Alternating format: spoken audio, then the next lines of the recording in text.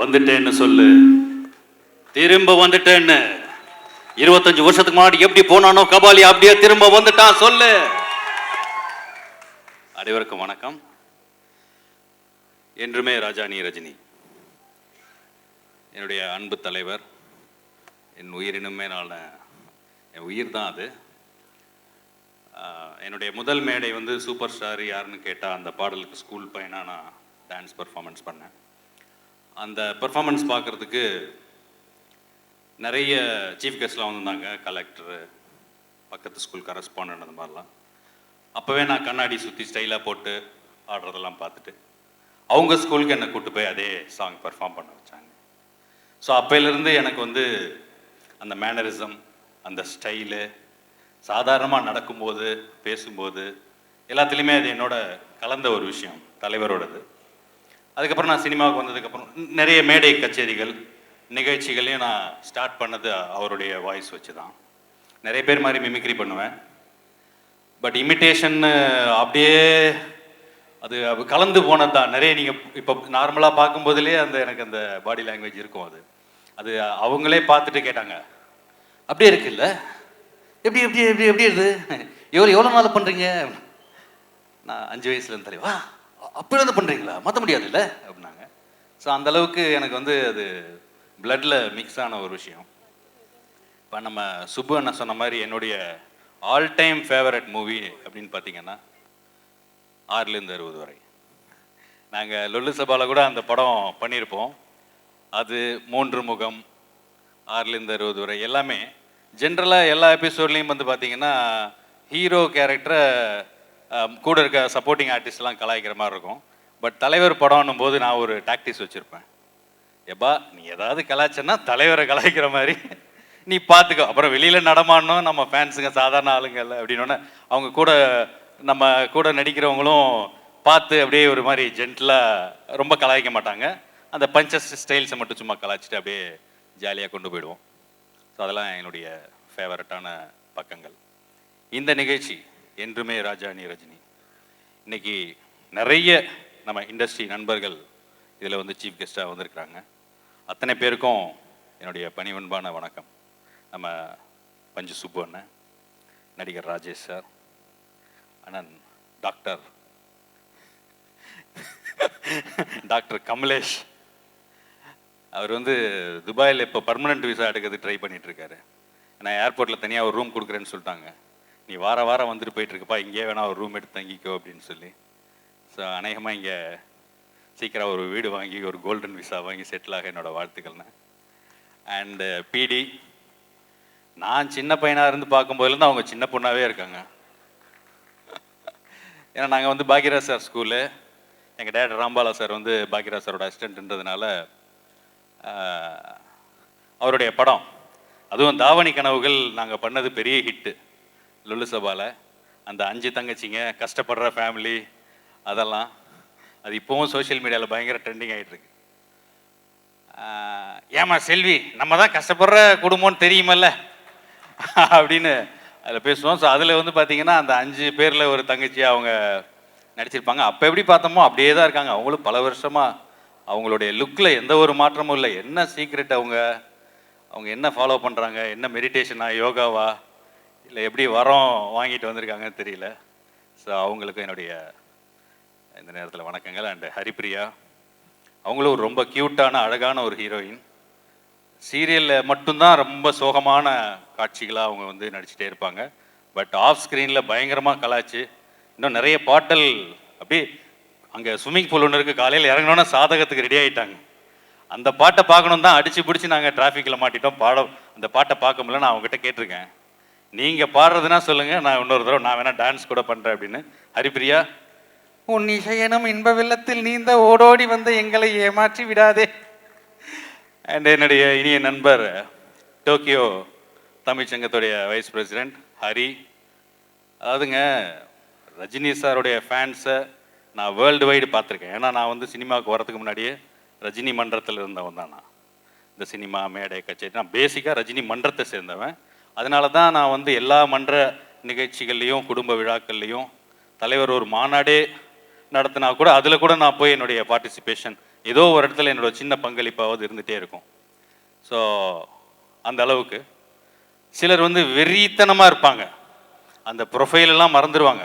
அவங்க எவ்வளோ பெரிய கம்பெனிக்கு ஒரு ஹெட்டு இல்லை வந்து நம்ம ப்ரொஃபைல் என்ன அதெல்லாம் மறந்துட்டு தலைவரை யாராவது ஒரு வார்த்தை சொல்லிட்டா போதும், படார்னு பக்கத்தை எதுக்கு எதாலும் தூக்கி அடிச்சிடும். அந்தளவுக்கு ஒரு வெறித்தனமான ஒரு ரசிகர்.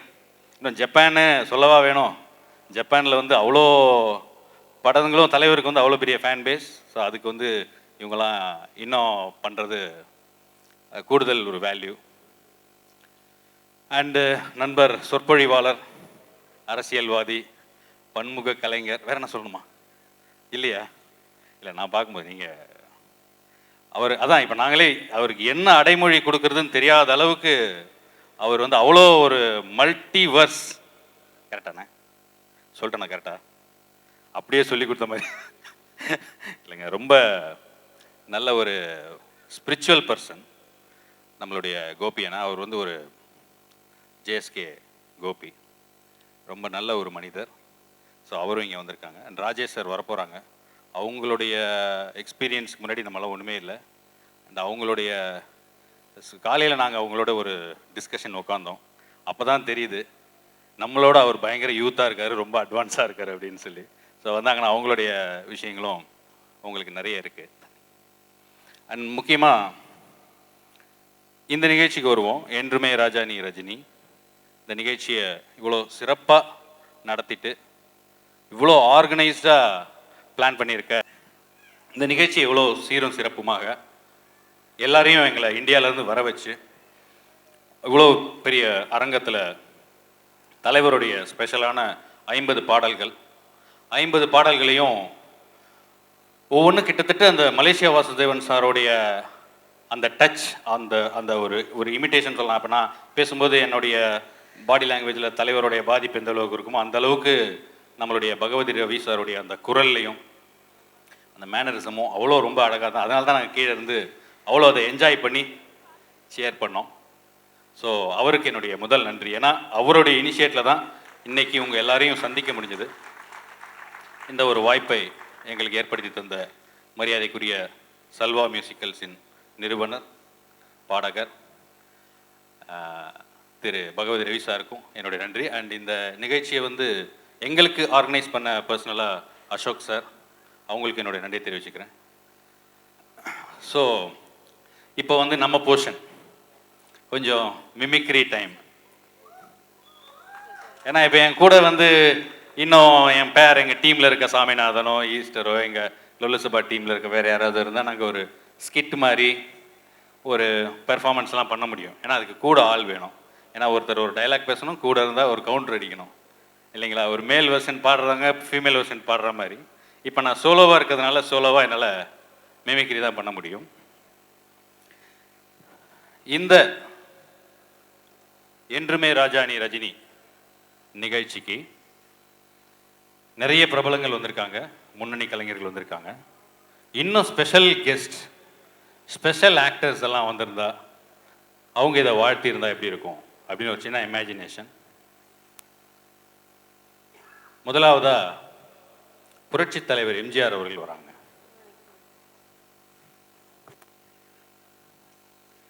எல்லாருக்கும் வணக்கம். எல்லாரும் நல்லா இருக்கீங்களா? டீ எல்லாம் குறித்து தெம்பா இருக்கீங்களா?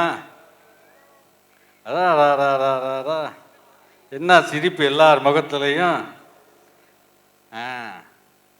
இன்னைக்கு என்ன நிகழ்ச்சி தெரியுமா? சுப்பு, உங்களுக்காக தெரியுமா? கொஞ்சம் நேரத்துக்கு முன்னாடி நீங்கள் தான் இன்ட்ரோடக்ஷனே கொடுத்துட்டு போனீங்க, அதுக்குள்ளே மறந்துட்டீங்க. நான் ஒரு விளையாட்டுக்கு சொன்னால் உடனே நம்புறதா? கவுண்டர் அடிப்பேன்னு தெரியுமா தெரியாதா? இன்னைக்கு என்றுமே ராஜா நீ ரஜினி அந்த தலைப்புக்கு ரொம்ப பொருத்தமானவர் தான் என்னுடைய தம்பி. அந்த சுறுசுறுப்பு, அந்த வேகம், அந்த அழகு, அதான் பார்த்துக்கிட்டே இருக்கலாம் போல தான் இருக்கும். இந்த நிகழ்ச்சிக்கு என்னையும் ஒரு சிறப்பு அழைப்பாக அழைச்சதுக்கு நன்றி சொல்லிக்கிறேன். அதே போல் இது போன்ற இன்னும் பல நிகழ்ச்சிகள் நீங்கள் நடத்தணும்.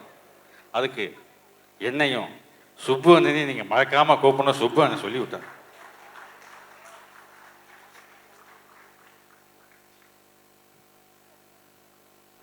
அடுத்ததா இப்போ புரட்சி கலைஞர் விஜயகாந்த் அவர்கள் வந்திருந்தாருன்னா எப்படி இருக்கும்?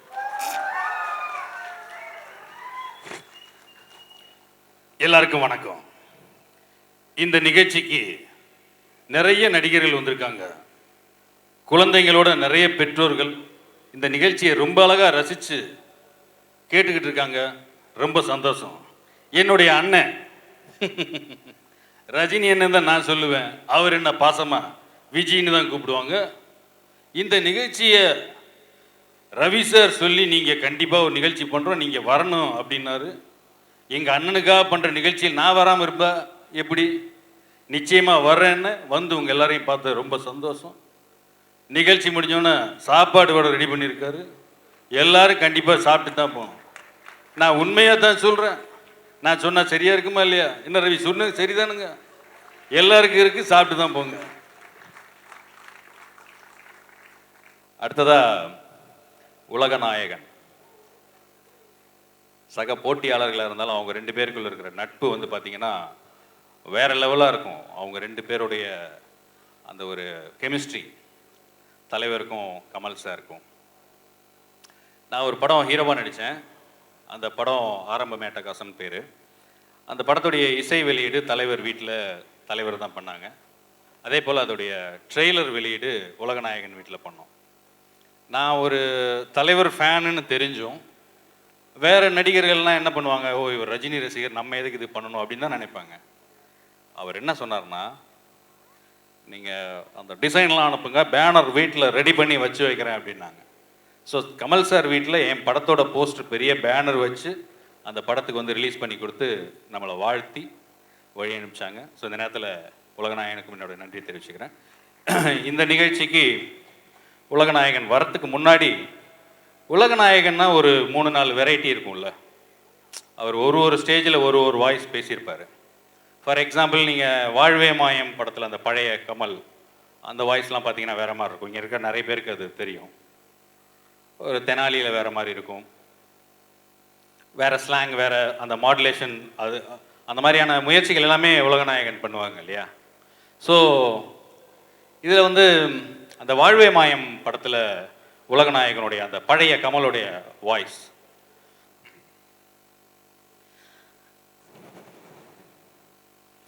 தேவி மனசுன்னா என்னன்னு மனசு இருக்கவங்க கிட்ட பேசணும், அதுக்கெல்லாம் அப்பாற்பட்டவள் தான் நீ. இந்த ஊருக்கே தெரியும் நீயும் நானும் காதலர்கள்ன்ற விஷயம், இந்த உலகத்துக்கே தெரியும் உனக்கு எனக்கு பத்திரிக்கை அடிச்சு பாதியில கல்யாணம் நின்று போன விஷயம். இந்த நிலைமையில not even me know bloody can marry you. இப்ப தெரியுதா ராஜா நான் யாருன்னு? நாகப்புல இது எல்லாம் பர்மா தேக்கா நாகப்புல.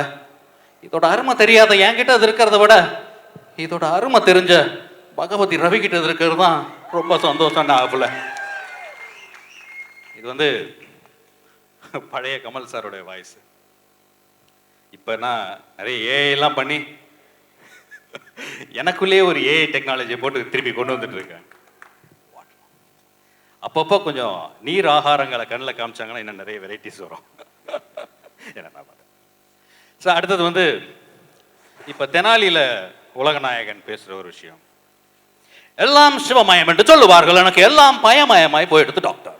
காலா உன்னை கண்ணால் கண்டால் காலால் எட்டி உதைப்பேன் என்று காலமான கவி பாரதியார் கூறியவர். காலனை காலால் எட்டி உதைத்தால் கால் வலிக்குமோ என்ற பயம் எனக்கு. கதவு பயம் எனக்கு. மெல்ல திறந்த கதவு என்றாலும் பயம், பூட்டப்பட்ட கதவு என்றாலும் பயம். நீங்கள் மெல்ல திறக்கலாம், தண்ணி என்றால் எனக்கு பயம் இல்லை.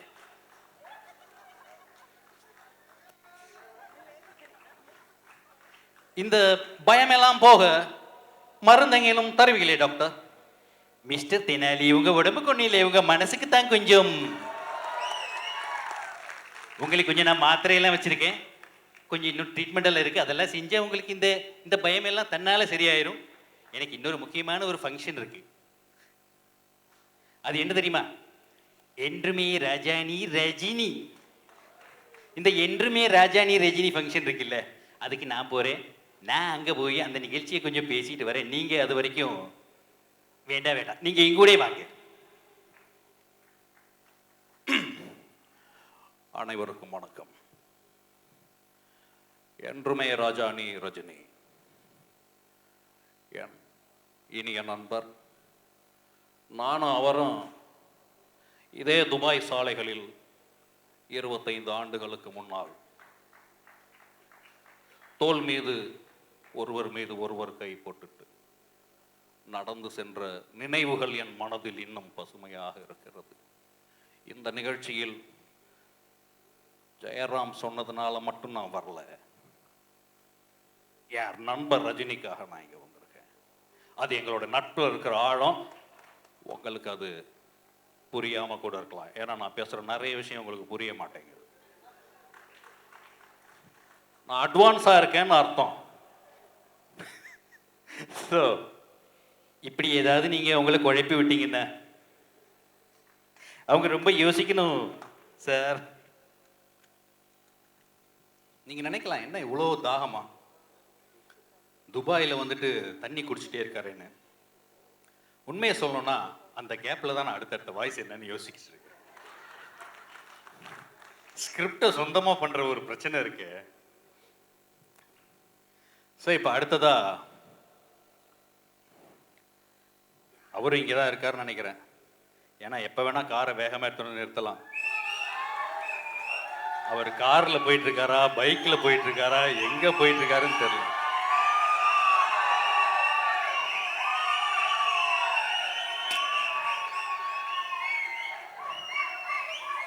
அது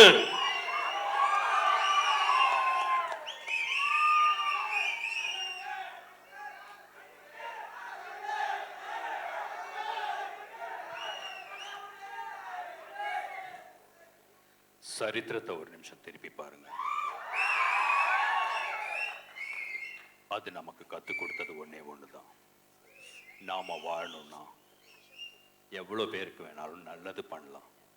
கொள்ளலான்றது ஒரிஜினல் டைலாக். நல்லது பண்ணலாம், நம்ம பாசிட்டிவ்.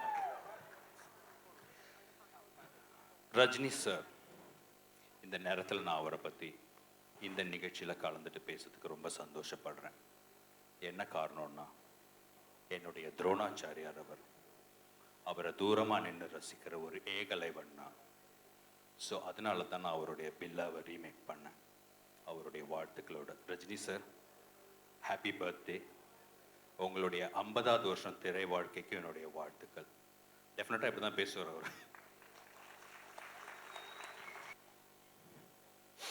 அடுத்ததா நம்ம பேசிதான் ஆகணும். அவரை பேசிட்டு இவரை பேசாம இருக்க முடியாது இல்லையா? இவர் வாய்ஸ் வரலன்னா அப்புறம் அதுல ஒரு முழுமை அடையாது இல்லையா? அது யாருன்னு உங்க எல்லாருக்கும் புரிஞ்சிருக்கணும் இல்லையா? என் நெஞ்சில் குடியிருக்கும் என்னுடைய நண்பா நண்பி அனைவருக்கும், வீட்டில் இருக்கிற குட்டி குட்டி நண்பர்களுக்கும் என்னுடைய வணக்கம். இன்னைக்கு இந்த என்றுமே ராஜா நீ ரஜினி தலைவருடைய அண்ணாமலை படத்துடைய வசனங்களை எங்கள் அப்பா கிட்ட நான் நடிச்சு காமிச்சேன். டாடி, நான் இதே மாதிரி சினிமாவில் ஒரு ஹீரோ ஆகணும் அப்படின்னு ஆசைப்படுறேன்னு சொல்லி கேட்டேன். அதுக்கப்புறம் நான் நடிகரான இன்னைக்கு அவரே ஆச்சரியப்படுற அளவுக்கு என்னுடைய அந்த கலெக்ஷன்ஸ் இதெல்லாம் சொல்றாங்க. உள்ள வந்து போறாருல தலை, பைக் கிராஸ் ஆகுது ஃபாஸ்டா. சார் தலை கொஞ்சம் வெயிட் பண்ணுங்க, அவர் பேசட்டும் கொஞ்சம். நீங்க பா சருன்னு பைக்கை குறுக்கு போட்டு என்ன கன்ஃபியூஸ் பண்றீங்களா? ஸோ எல்லாருக்கும் என்னுடைய நன்றி. இந்த நிகழ்ச்சியை வந்து இவ்வளோ சீரும் சிறப்புமா ஏற்பாடு பண்ணியிருக்கிற பகவதி, அந்த பகவதி சின்ன பகவதி என்னுடைய வாழ்த்துக்கள்னா, ரொம்ப நல்லா பண்றீங்க, ரொம்ப கலகலா பாடுறீங்க. அது உங்க வாய்ஸ் இருக்கு, வாய்ஸ் மலேசியா வாசுதேவன் சார் பாடுற மாதிரியா இருக்கு. உள்ள இருக்க யுகேந்திரன் கோச்சுக்கிட்டா கூட பரவாயில்ல. நான் உண்மையை சொல்றேன், உள்ளதை சொல்றேன், நல்லதை சொல்றேன். ஸோ அடுத்ததா தண்ணியை குடி. அடுத்ததான் நம்மளுடைய டெல்லி கணேஷ் சார். ஏன்னா எல்லாமே ஹீரோஸாக போயிட்டுருக்கோம். சமீபத்தில் அவங்க நம்மளை விட்டு மறைஞ்சிட்டாங்க. ஒரு மிகச்சிறந்த நடிகர். அவங்க காம்பினேஷன்லலாம் நிறைய நம்ம பார்த்துருப்போம். ஸோ டெல்லி சார் வந்து நிகழ்ச்சிக்கு வந்து இந்த தலைவரை வாழ்த்தியிருந்தாங்கன்னா எப்படி இருக்கும்? பார் பாபா, நான் தினமும் 3 வேளை குளிக்கிறேன், 3 வேளை சாமி கும்பிட்றேன், எனக்கு அந்த காளிகாம்பல் வரமும் தரல, வாழ்க்கையும் தரல. உன்னால் மட்டும் எப்படி இந்த 75 வயசில் 50 வருஷத்தில் இத்தனை கோடி கலெக்ஷன் பண்ண முடியும்னு தெரியல. எல்லாம் அந்த ஆண்டவனுடைய அருள் தான். எதுவும் இல்லாமல் துபாயில் இவ்வளோ பெரிய நிகழ்ச்சி, ரொம்ப மனசுக்கு சந்தோஷமாக இருக்குது. என்ன சுப்பு சரிதான் நான் சொல்கிறது? நைட் என்ன கூட்டு போகிறீங்கல்ல, இங்கே ரெண்டு பேர் சேர்ந்து போகிறோன்னு. எங்கே டின்னருக்கு தான், வேறு எதுவும் நினச்சிக்காதீங்க. உங்கள் சிரிப்பை பார்த்தா எனக்கே ஒரு மாதிரி பதப்பதப்பாக. அடுத்ததா பாக்யராஜ் சார், எங்களுடைய குருநாதர். நேற்று இன்னொரு நிகழ்ச்சிக்கு வந்திருந்தாங்க, நாங்கள் அங்கேயும் போயிருந்தோம். என்னுடைய இனிய நண்பி சாராவுடைய அழைப்பை ஏற்று ஸோ அந்த நிகழ்ச்சியுடைய இதில் நாங்கள் சாரை பார்த்தோம். ஸோ பாக்யராஜ் சார் வந்து தலைவரை அவருடைய இந்த 50th நிகழ்ச்சிக்கு ஒரு விஷ் சொல்லியிருந்தாங்கன்னா எப்படி இருந்திருக்கும்?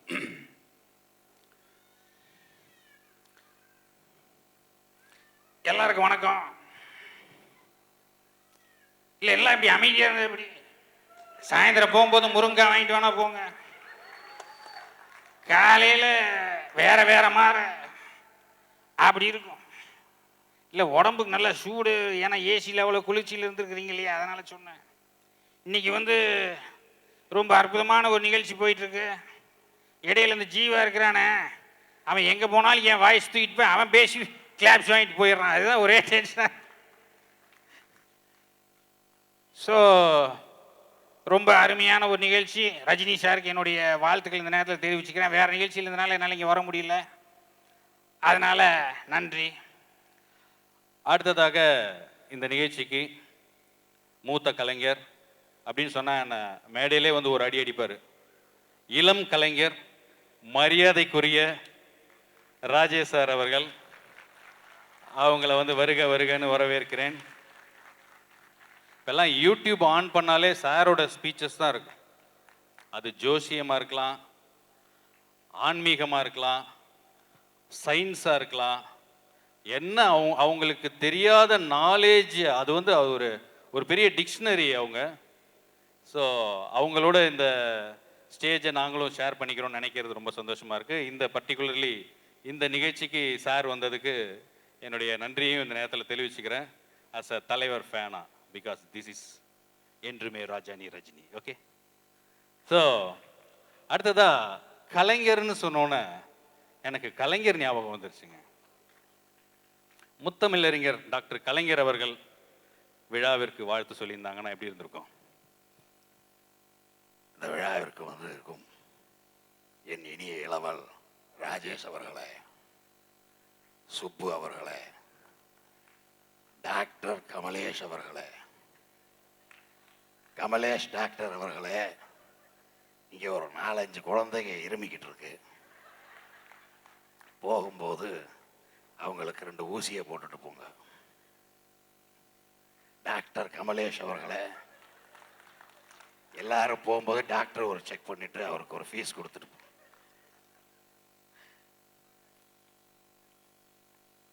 இந்த இனிய விழாவில் எனது அருமை நண்பரும் தம்பியுமான ரஜினிகாந்த், இன்னைக்கு பல பேர் சொல்றான் யார் சூப்பர் ஸ்டார், யார் சூப்பர் ஸ்டார். ஒரு சூரியன், ஒரு சந்திரன், ஒரே ஒரு சூப்பர் ஸ்டார் தான். அது என்றைக்குமே ரஜினிகாந்த் என்னும் அந்த மனிதன் தான். சரி, எல்லாம் வந்து நிகழ்ச்சிக்கு வந்துட்டாங்க, எல்லாரும் பேசிட்டாங்க. யாருப்பா அது? அந்த விகேஆருக்கு இருக்கிற அந்த ஒரு ரசிகை நான் கொஞ்சம் கிட்ட பார்த்துக்கட்டுமா? சபாபதி, ஒரு கோவில் கட்டின ஒருத்தனும் வரல,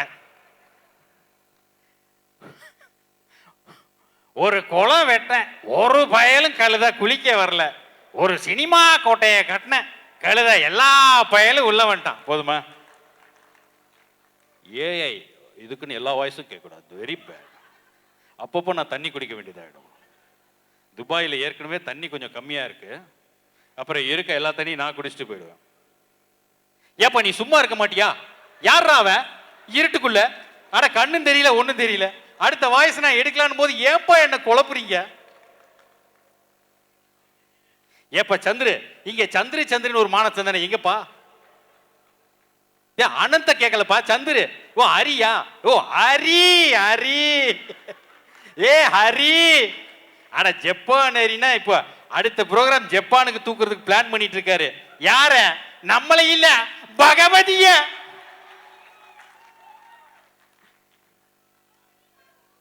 ஓய், எனக்கே விபூதி அடிக்கிறீங்களாடா? சார், நடுவுல மானே தேனே பொன்மானே மாதிரி அந்த தலை கோதி விடுற ஸ்டைலு, கண்ணாடி ஸ்டைலு, அதெல்லாம் கொஞ்சம் பண்ணு. பண்ணிடுவோம்.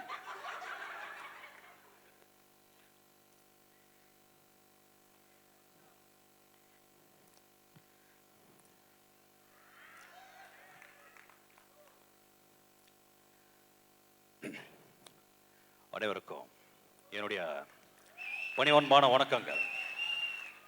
என்னுடைய பிறந்தநாள் விழாவில் அண்ட் இண்டஸ்ட்ரியோட அந்த 50வது வருஷம் அப்படியே சொல்லி துபாயில் ஒரு ஃபங்க்ஷன் உங்களுக்காக பண்ண போகிறோம், நீங்கள் டெஃபினட்டாக வரணும் அப்படின்னு சொல்லிட்டு ரவி வந்து எனக்கு ஃபோன் பண்ணுறாங்க. நான் சொன்னேன், இல்லை ரவி, நான் இப்போ தான் வந்து துபாய் வந்துட்டு வந்தேன், அபுதாபியெல்லாம் வந்து எங்கள் கோயிலெல்லாம் போயிட்டு இருக்கேன், கொஞ்சம் டைம் எடுத்து வேணா வரட்டுமா? இன்னும் சார், இன்னும் டிசம்பர் மாதமே இது பண்ணாதான் எனக்கு திருப்பதி. நான் 50 பாட்டு ப்ராக்டிஸ் பண்ணிட்டேன். வந்த உடனே நான் என்ன சொல்லிட்டேன், கேட்டை மூடு, ஒருத்தனை வெளியே விடாது, 50 பாட்டு முடிகிற வரைக்கும் எவனும் வெளியே போகக்கூடாது, போக விட மாட்டேன். அது வந்து நான் உங்களுக்கு செய்கிற ட்ரிபியூட் சார், நீங்கள் இருந்து அது மொத்தத்தையும் கேட்டுதா போகணும் அப்படின்னு சொல்லிட்டு என்கிட்ட சொல்லிட்டாங்க. நான் வந்து இல்லைக்கண்ணா, நீ நிறைய பேரை கூப்பிட்டுருக்க, டாக்டர் வேற ஒருத்தர் வந்திருக்காங்க, என்ன ட்ரீட்மெண்ட் சொல்லி என்ன எனக்கு வந்து ஒன்றும் புரியல எனக்கு. டாக்டர் கமலேஷ், எஸ், இன்னைக்கு வந்து அவங்க என்ன வந்து செம்மையா திட்ட போறாங்க, அது மட்டும் தெரிஞ்சு போச்சு. சரி, ஒரு ஃப்ளோவில் அடிச்சு விட்டுடுவோம். என்ன என்ன கெட்டு போயிட போகுது? என்ன என்ன என்ன கேட்டு கேட்டு தானே. ஸோ அப்புறம் வந்து வேற யாரெல்லாம் வராங்க சொன்னா, ராஜேஷ் சார் வராங்க சொல்லிட்டாங்க. எனக்கு வந்து அவங்க வந்து என்னென்ன டாபிக் எவ்வளோ நேரம் பேசுவாங்கன்னே தெரியாதேப்பா, ஒன்றும் புரியாதே. என்னை பற்றி பேச சொன்னாலே அவங்க 2 புக்கு நேரம் படிச்சிருப்பாங்களே, ஃபுல் டேட்டா அவங்க மைண்டில் இருக்கிறது வந்து சிஸ்டம் இல்லை, கம்ப்யூட்டர் கிடையாது. அது எனக்கு வந்து ஏஐ டெக்னாலஜி கூட வேலை செய்யாது, அந்த மாதிரி அட்வான்ஸாக அவங்க இருப்பாங்களே, எப்படி வந்து அதுக்கப்புறம் நான் வந்து பேசுறது? அதனால அவங்க வரதுக்கு முன்னாடியே நான் பேசிடுறேன் அப்படின்னு சொல்லிட்டு தான் நான் இப்போ வந்து உங்க முன்னாடி நிற்கிறேன். ஸோ எனக்கு வந்து கொடுக்கப்பட்ட நேரம் 15 நிமிஷம், கிட்டத்தட்ட அரை மணி நேரம் ஆகுது. அவர் எப்போ முடிப்பீங்கன்னு கேட்குறாரா பார்த்தீங்களா? ஒன்றும் தெரியாத குழந்தை மாதிரி அப்படியே வேன்னு அமைதியாக நிற்கிறார். கை கட்டிட்டு பாருங்க, என்ன பாடி லாங்குவேஜ் பாருங்க. நானும் சரி சார், உங்களுக்கு அந்த ஷீல்டு செஞ்சு வச்சிருக்கோம், அது நீங்கள் வாங்கிட்டு போய் முன்னாடி ரோல உட்காருங்க, ரொம்ப நேரமும் பேசிட்டு இருக்கீங்களே, விட்டுடலாம் பாவம் அப்படின்னு சொல்லுவாங்க நினைச்சா விட மாட்டேங்கிறாருங்க. பட் எனக்கு வந்து ரொம்ப பிடிச்ச ஒரு விஷயம் நான் சொன்னேன், இவ்வளோ நேரம் இவ்வளோ சந்தோஷமா நீங்க இருக்கீங்கல்ல, உங்க முகத்தில் இந்த சந்தோஷமும் அந்த அந்த ஆரோக்கியமான ஒரு வாழ்க்கையும் உங்க எல்லாருக்கும் இங்க வந்திருக்க எல்லாருக்கும் கிடைக்கணும் சொல்லி நான் வணங்குற ராகவேந்திர சாமி பாபாஜியை கேட்டு இந்த நிகழ்ச்சிக்கு வந்ததுக்கும் இந்த நிகழ்ச்சி நீங்க நடத்துறதுக்கும் நம்மால் இருக்கான் இல்லை, நான் யாரை சொல்ற தெரியுது இல்லை, நான் என்னதான்ப்பா சொல்றேன்.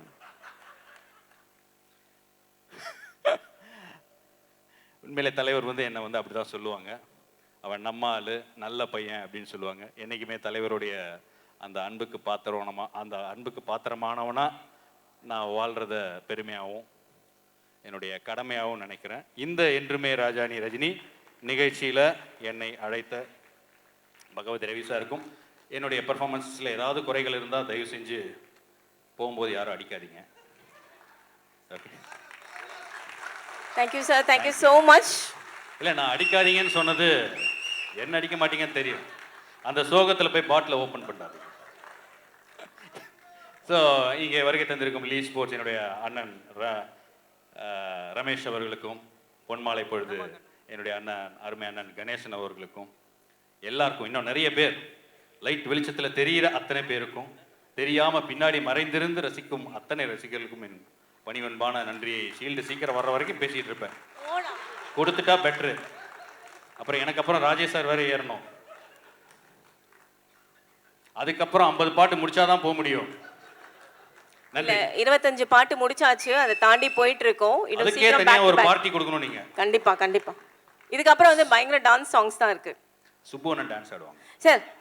இவ்வளவுலாம் நீங்க பண்ணீங்க. கோரியோகிராஃபருங்க. ஓகே சார், இவ்வளவுலாம் பண்ணீங்கல்ல, திரும்புங்க சார், இப்படி திரும்புங்க சார், ஃப்ரண்ட்டை காட்டுங்க சார்.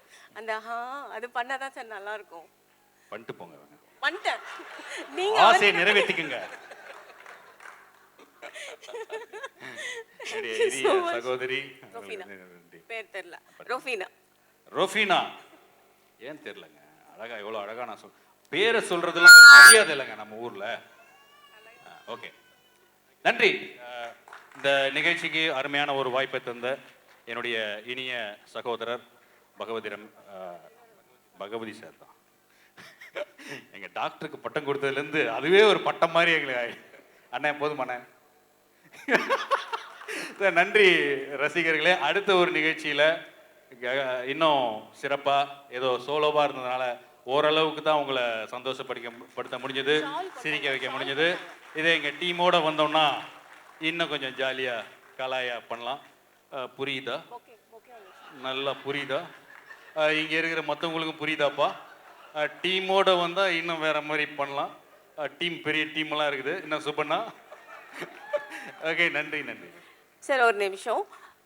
இந்த நல்ல தருணத்தில் எங்களுக்காக இவ்வளோ நல்ல நல்ல ஆர்டிஸ்ட்டை வந்துட்டு ரொம்ப அழகாக கோஆர்டினேட் பண்ணி இந்தியாவிலேருந்து எங்களுக்கு கோஆர்டினேட் பண்ண மிஸ்டர் அசோக் மேடைக்கு வரவும்.